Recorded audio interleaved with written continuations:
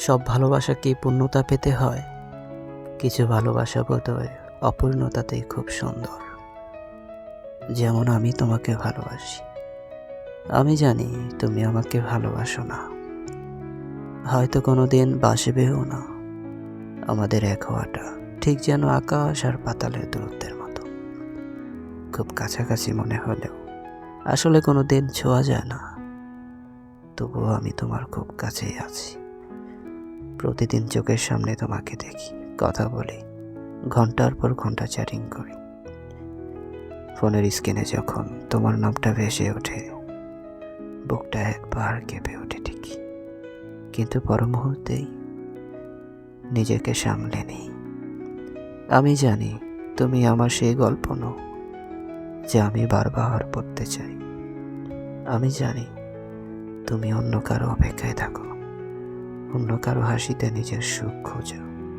আর আমি সারাক্ষণ তোমার ভাবনায় বিভোর হয়ে থাকি। দূর থেকে তোমাকে দেখে যাওয়া, তোমার হাসিটুকু আগলে রাখা, এটাই এখন আমার বেঁচে থাকার খোরাক। আমি চাতক পাখির মতো অপেক্ষায় থাকি তোমার কোনো একটা প্রয়োজনে আসার জন্য। যদি কোনোদিন তোমার কোনো কাজে সামান্য একটু লাগতে পারি, আমার মনে হয় পৃথিবীর সব সুখ বুঝে আমার হাতের মুঠোয়। তোমার বিপদে ছায়া হয়ে থাকা কিংবা তোমার ছোট একটা উপকারে আসতে পারাটাই আমার কাছে নিজেকে ধন্য মনে করার একমাত্র উপায়। তোমাকে পাওয়ার কোনো অধিকার আমার নেই, সেই দাবিও আমি কোনোদিন করব না।